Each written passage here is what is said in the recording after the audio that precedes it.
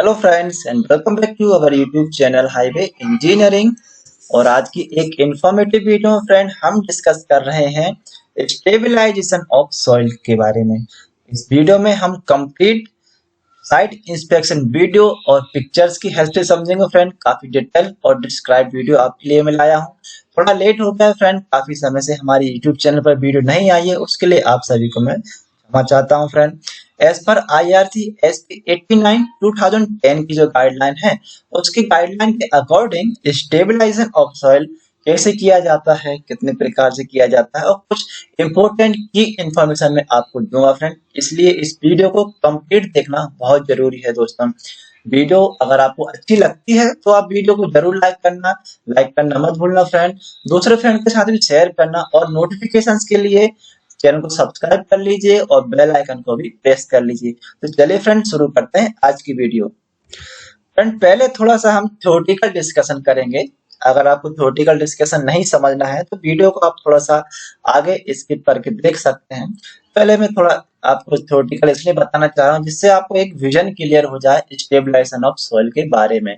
तो friend purpose की अगर हम बात करें तो stabilisation suggest for improving the engineering properties of soil and granular material used for pavement base course, sub base course and sub grade like gradation, liquid limit, plastic limit, swelling and shrinkage properties, density, CBR, texture by the use of additives stabilizer, which are mixed into the soil granular material to effect the desired improvement.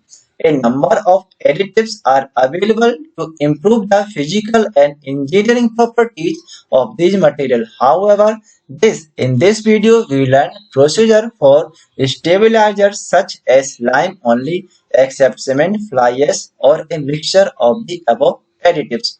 Stabilization की जो suggest या stabilization कब करने की हमें आवश्यकता होती है फ्रेंड, जब हमें कोई भी पेमेंट लेयर जैसे आप सबग्रेड ले लीजिए, सॉइल ले लीजिए, बेस कोर्स ले लीजिए या ग्रेनुलर सब बेस ले लीजिए, उसकी जो इंजीनियरिंग प्रॉपर्टीज हैं जैसे उसकी लिक्विड लिमिट होती है, प्लास्टिक लिमिट होती है, श्रिंकेज और स्वेलिंग इंडेक्स होते हैं, सीवीआर होती है, उसकी डेंसिटी होती है, उसका टेक्सचर होता है। ये सब जो प्रॉपर्टीज हैं जब हमें हमारी रिक्वायरमेंट के अकॉर्डिंग हमें किसी भी सॉइल में या किसी मटेरियल में नहीं मिल रही होती हैं, तो अब हम क्या करते हैं, उसका स्टेबलाइजेशन करते हैं। इस स्टेबलाइजेशन करने के लिए हमें कुछ एडिटिव्स की जरूरत होती है, जैसे लाइम हो सकता है, फ्लाई ऐश हो सकता है, सीमेंट हो सकता है। तो ये जो एडिटिव्स हैं ये हमारे कहलाते हैं स्टेबलाइजर्स। अब इस वीडियो में हम फ्रेंड जो स्टेबलाइजर करेंगे यूज, वो हम सिर्फ इस वीडियो में लाइम स्टेबलाइजेशन के बारे में समझेंगे, जो कि मेनली आपको अक्सर लाइम स्टेबलाइजेशन ही कंसीडर किया जाता है, सजेस्ट किया जाता है। तो लाइम स्टेबलाइजेशन के बारे में और आगे डिस्कशन हम करते हैं फ्रेंड। पहले हम कुछ डेफिनेशंस को समझते हैं। सॉइल क्या होती है? Naturally occurring material that are used for the construction of all except the surface layer of pavement, ice, concrete and asphalt, and that are subject to classification test IS 1498 to provide a general concept of their engineering characteristics. Soil naturally हमारी natural मिलने वाला एक ऐसा material है जो कि payment में use होता है। पेमेंट में कहाँ पर यूज होता है? जो सरफेस लेयर है जैसे कंक्रीट और एसफाल्ट को छोड़ के जो यूज होने वाली पेमेंट लेयर है वो हमारी जनरली सॉइल कहलाती है, जो कि हमारी क्लासिफिकेशन होते हैं IS 1498 के जो क्लासिफिकेशन है उन क्लासिफिकेशन में आती है वो मटेरियल हमारे सॉइल कहलाते हैं। नेक्स्ट है एडिटिव्स। एडिटिव्स क्या होते हैं?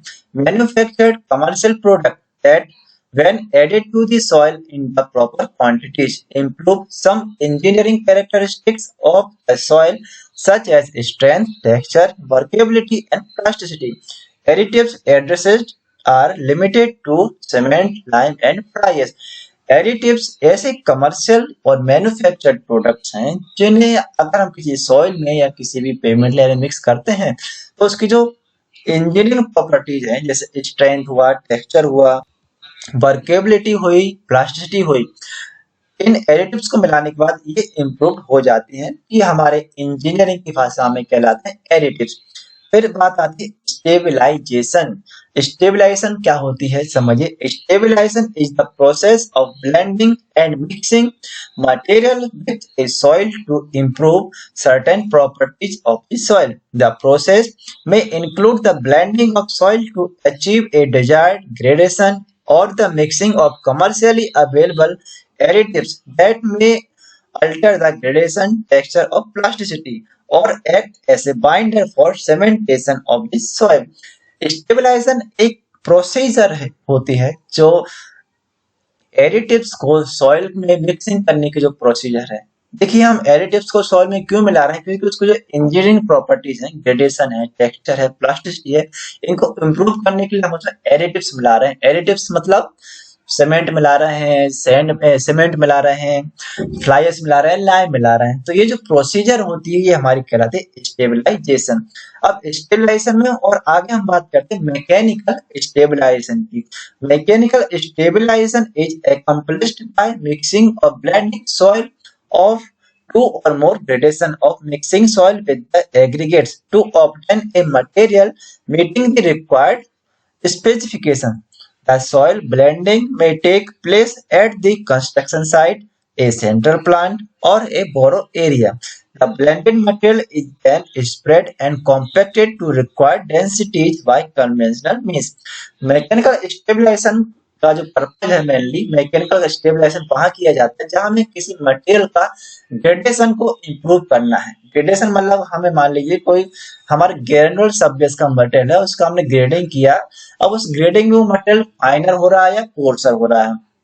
तो ऐसी कंडीशन हम क्या करते हैं, उसमें जो भी एब्सेंट फ्रैक्शन है, जैसे मान लीजिए हमारा कोई जीएसबी का ग्रेडिंग है वो अंडर साइज जा रहा है, उससे फाइन पार्टिकल ज्यादा हो रहे हैं, तो ऐसी कंडीशन हम क्या करेंगे, उसमें कोर्सर मटेरियल को मिक्स कर देते हैं। तो यही जो एक सिंपल प्रोसीजर है ये हमारी कहलाती है मैकेनिकल स्टेबलाइजेशन, जिसमें हम उसकी ग्रेडेशन को इम्प्रूव करते हैं। अब ये जो ब्लेंडिंग है या जो स्टेबलाइजेशन है ये हम चाहे तो साइट पे भी कंस्ट्रक्शन साइट पे कर सकते हैं, सेंट्रल प्लांट जहां पर ये मटेरियल मिक्सिंग हो रहा है, जैसे डब्ल्यूएम का प्लांट है तो वहां पर भी हम प्लांट पे कर सकते हैं मिक्स, या जो बोरो एरिया है जहां से हम मटेरियल को ऑप्शन कर रहे हैं, उसको खोद रहे हैं, वहां पर भी हम इसका मिक्सिंग कर सकते हैं और फिर इसको साइड पर ले जाकर स्प्रेड करेंगे और कन्वेंशनल मेथड से जो इसका कॉम्पैक्शन है वो हम करते हैं। फिर बात आती है एडिटिव्स या केमिकल स्टेबलाइजेशन की। Additive and chemical stabilization is achieved by the addition of proper percentage of cement, lime, fly ash or combination of these material to the soil. The selection of type and quantities of the percentage of the additive to be used in dependent upon the soil classifications and the degree of improvement in soil quality desired. Generally, a smaller amount of additives are required when it is simply desired to modify soil properties such as gradation, workability, and plasticity. When it is desired to improve the strength and durability, significantly larger quantity of additives are used. After the additives has been mixed with the soil, sprinkling water and compaction at OMC are achieved by the conventional means.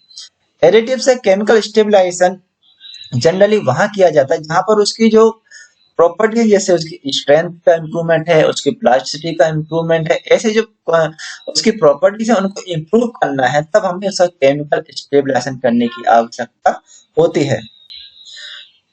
Additives या chemical stabilization का जो amount है ये depend करता है soil के classifications पे, उसकी प्लास्टिसिटी पे, या हमें जो उसकी प्रॉपर्टी चाहिए यानी स्ट्रेंथ या उसकी डेंसिटी हमें कितनी चाहिए, उसके अकॉर्डिंगली हम उसका मिक्स डिजाइन करते हैं और जो एडिटिव्स या केमिकल स्टेबलाइजेशन की जो वैल्यू है उसको हम डिटरमाइन करते हैं, उसको फिक्स करते हैं।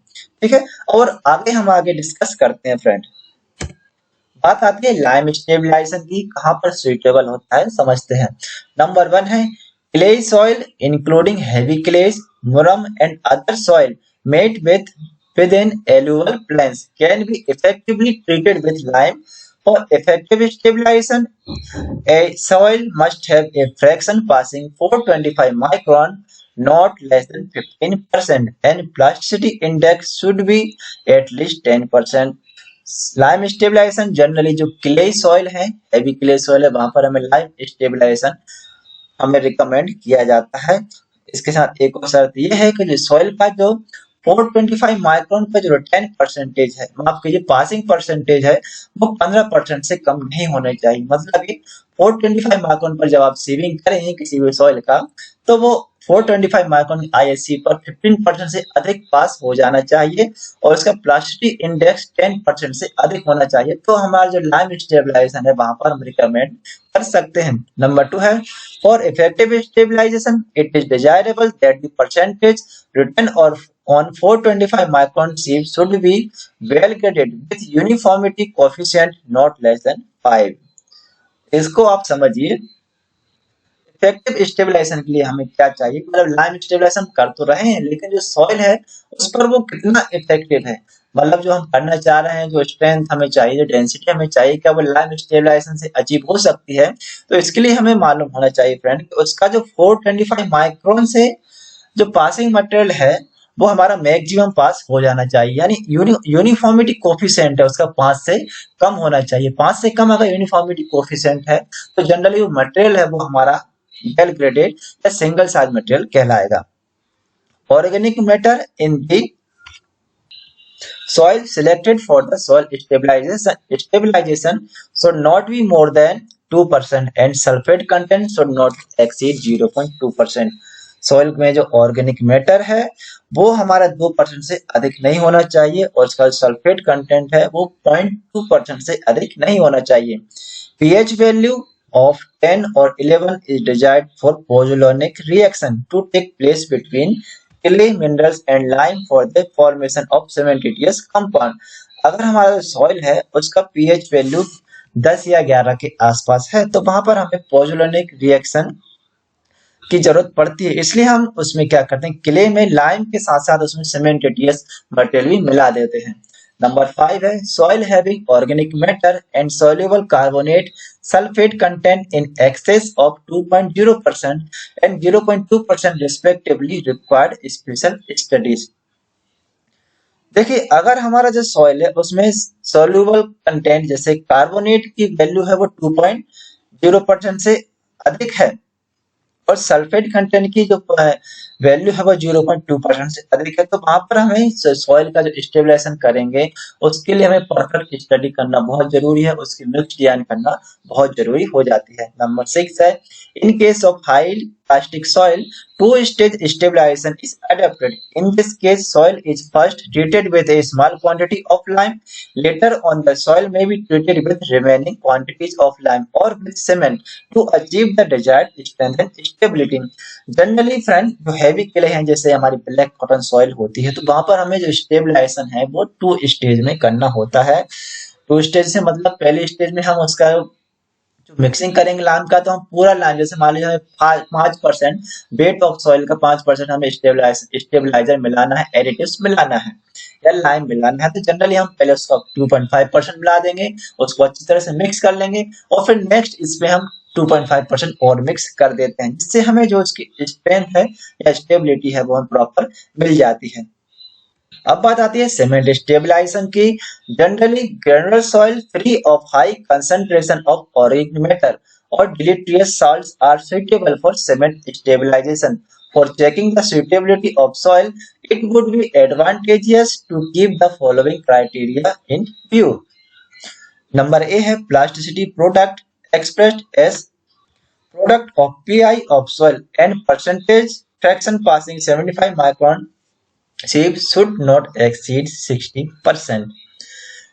सिंपल सी बात ये है 75 माइक्रोन से जो परसेंटेज पासिंग अगर 60% से अधिक है तो वहां पर हमें सीमेंट से स्टेबलाइजेशन रिकमेंड नहीं करना चाहिए। Number B uniformity coefficient of soil should be greater than 5 and preferably greater than 10। Cement stabilisation हमें जनरली वहां रिकमेंड करना है जहां पर हमारा जो यूनिफॉर्मिटी कोफिशिएंट है वो 10 से अधिक है, हमें प्रेफर करना है 10 से अधिक, लेकिन जनरली अगर 5 से ज्यादा आ रहा है तो हमें वहां पर सीमेंट स्टेबलाइजेशन रिकमेंड कर सकते हैं। Number c highly micaceous soil are not suitable for cement stabilisation. ऐसी सॉइल जिनमें माइका की वैल्यू काफी अधिक है, सीमेंट स्टेबलाइजेशन वहां पर हमें रिकमेंड नहीं करना है। Number D soil that are having organic content higher than 2% and also those soil having sulfate and carbonate concentration greater than 0.2% are not suitable for cement stabilization. Organic matter जैसे अगर 2% से अधिक है या सल्फेट और कार्बोनेट की जो value है वो 0.2% से अधिक है तो वहां पर हमें सीमेंट स्टेबलाइजेशन रिकमेंड नहीं करना है। और ये है सिल्टी और फाइनी सैंडी मटेरियल में exhibit A high liquid limit because of the high surface area of the particle. This material generally will not react with lime because of lack of clay particle size and can be stabilized with cement. However, cement stabilization with high doses of cement may tend to make stabilization uneconomical.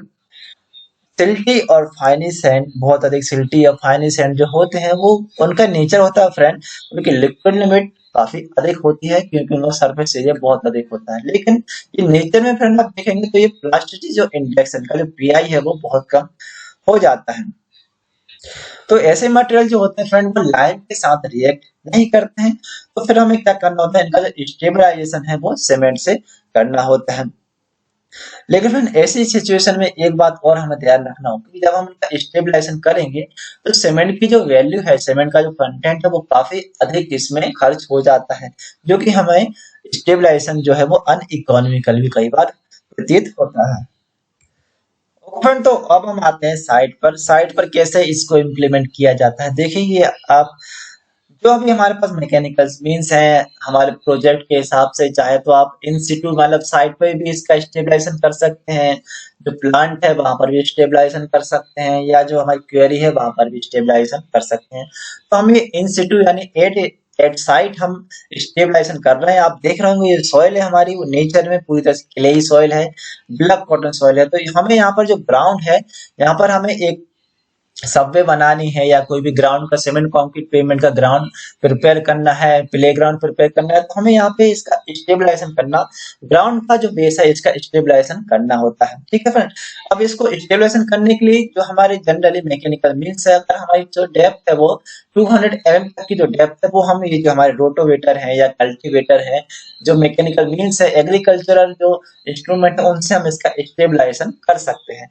तो इस video में हम friend आप देख रहे हैं loosening of soil up to required depth. तो हमें 200 mm की डेप्थ तक जो है इसका हमें लूजनिंग करना है फ्रेंड। आप देख रहे हैं इस प्रकार से 200 mm की डेप्थ तक हमें जो एक कल्टीवेटर है उससे हमारा जो ग्राउंड है उसको कल्टीवेट कर लेते हैं फ्रेंड।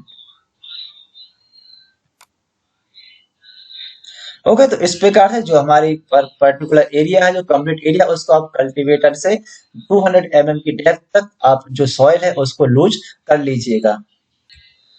फिर बात आती है स्प्रेडिंग ऑफ लाइम। कल्टीवेट कर लिया आपने जो भी आपकी फील्ड है उसको आपने कल्टीवेट कर लिया लूज कर लिया सॉइल को। अब यहाँ पर आते हैं स्प्रेडिंग ऑफ लाइम। फ्रेंड पहले लाइम के बारे में आपको कुछ मैं समझा दूं। जो लाइम आपकी होती है वो क्विक लाइम या अनहाइड्रेटेड लाइम हो तो सबसे बेस्ट होती है और आपकी जो लाइम है वो 3 महीने से अधिक पुरानी नहीं होनी चाहिए और एयर टाइट बैग में ये लाइम आपको प्लांट से या जो भी इसका मैन्युफैक्चरर है लाइम का उससे खरीदना चाहिए। आप ऐसा नहीं कि कैसा भी लाइम हाइड्रेटेड लाइम या उसको पानी के साथ रिएक्शन किया हुआ लाइम ले आएंगे तो आपका जो रिएक्शन है वो सॉलिड के साथ नहीं हो पाएगा। इसलिए आपको क्विक लाइम हो या अनहाइड्रेटेड लाइम हो तो बहुत बढ़िया रहेगा आपके लाइम स्टेबलाइजेशन के लिए। अभी जो स्टेबलाइजेशन करना है आपको तो जो स्प्रेडिंग करेंगे आप लाइम का तो आपको ये ध्यान में रखना है कि उसकी पर्टिकुलर वैल्यू है वो आपके एरिया में डिस्ट्रीब्यूट हो जाए। तो इसके लिए हम क्या करते हैं फ्रेंड हम जनरली 5% या 10% के बीच में जो हमारी लाइम की वैल्यू आती है वो हम इसका कैलकुलेट कर लेते हैं कि 5% के आसपास हमारा जो लाइम है वो स्प्रेड हो जाए। तो इस 200 mm की डेप्थ के हिसाब से हम हर 10-10 मीटर या 500 मीटर में हमें कितने बैग्स या कितनी क्वांटिटी लगनी है लाइम की वो कैलकुलेट कर लेते हैं और फिर इसको हम जो भी मैनुअल मील्स है मैनुअल मील हो सकते हैं आपके या जो आप कल्टीवेटर होते हैं या सीड ड्रिल होता है उसकी हेल्प से भी आप इसमें स्टेबलाइजर मिला सकते हैं। जैसे हम यहाँ पर लेबर की हेल्प से मैनुअल मील से जो लाइम का है वो स्प्रेडिंग कर रहे हैं आप इस प्रकार से देख सकते हैं। ठीक है ये लाइम हमने कंप्लीट जो फील्ड हमारी उसमें स्प्रेड कर दिया है फ्रेंड।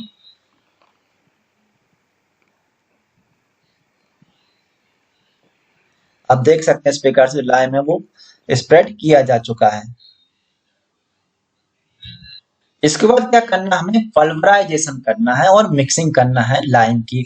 पल्वराइज का मतलब क्या होता है, देखिए आप यहाँ पर देख पा रहे हैं हमारी जो सॉइल है वो अभी बड़े बड़े लम्स के रूप में है, तो ऐसी कंडीशन में जो लाइम है इस सॉइल के साथ रिएक्ट नहीं कर सकता, तो हमें इसका पल्वराइजेशन करना है, मतलब इसका पाउडर बनाना है, इसको चूरा करना है। तो चूरा करने के लिए हम ये इसको हम बोलते हैं रोटोवेटर बोलते हैं। इस रोटोवेटर की हेल्प से इसको हम पल्वराइज करते हैं, वो जो लाइम है इसमें मिक्स करते हैं। आपको मैं एक इमेज वीडियो को प्ले करके भी बता देता हूँ। ठीक है, इस प्रकार से रोटोवेटर से जो हमारी सॉइल है उसका पल्वराइजेशन हो जाता है और लाइम है वो इसमें मिक्स हो जाता है। लाइम को आप चाहे तो 2 स्टेज में ही मिक्स कर सकते हैं, जैसे यहाँ पर भी हमने 2 स्टेज में ही मिक्स किया है। पहले हमने जो लाइम की 5% वैल्यू है या जो भी मिक्स के हिसाब से जो वैल्यू आती है उसके हिसाब से एक लेयर में डाल लिया है। ठीक है, फिर इसको पल्वराइज करके फिर इसमें फिर से री स्प्रेडिंग किया है और फिर से इसको रोटोवेटर की हेल्प से मिक्स कर लिया है। ठीक है, जैसा आप देख पा रहे हैं फ्रेंड, वीडियो अगर अच्छी लग रही हो तो लाइक जरूर करना, चैनल को सब्सक्राइब अभी कर लो फ्रेंड, क्योंकि बाद में आप भूल जाओगे, दूसरी वीडियो देखने में बिजी हो जाओगे। ओके फ्रेंड, अब आगे क्या करना है मैं आपको बताता हूँ।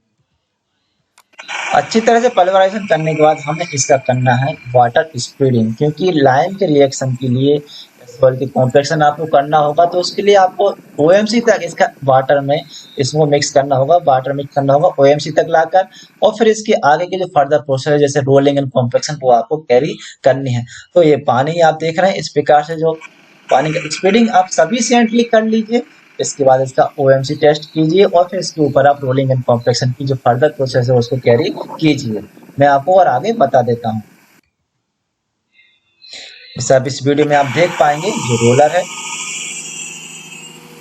वाइब्रेटरी रोलर है फ्रेंड। वाइब्रेटरी रोलर की हेल्प से ही आप इसको कॉम्पैक्ट करेंगे तो आपको बहुत अच्छे व्यू मिल जाते हैं। ओके फ्रेंड, तो इस प्रकार से जो सॉइल की स्टेबलाइजेशन की प्रोसेस है उसको कैरी किया जाता है, उसको कंप्लीट किया जाता है। वीडियो कैसी लगी कमेंट करके जरूर बताना फ्रेंड। वीडियो अच्छी लगी हो तो हमारे चैनल को सब्सक्राइब कर लीजिएगा, वीडियो को लाइक कर देना और दूसरे फ्रेंड के साथ भी शेयर कर देना। कुछ डिस्कशन करनी है, कुछ नोट्स अगर जरूरत है, कुछ आईआरसी कोड आईएस कोड की जरूरत है तो टेलीग्राम चैनल की लिंक डिस्क्रिप्शन बॉक्स में आप जहाँ शेयर कर दी है वहां से हमें ज्वाइन कर लीजिए। फेसबुक ग्रुप पर भी हमें ज्वाइन कर सकते हैं। ठीक है फ्रेंड, चलता हूँ, ta-ta, take care and good bye.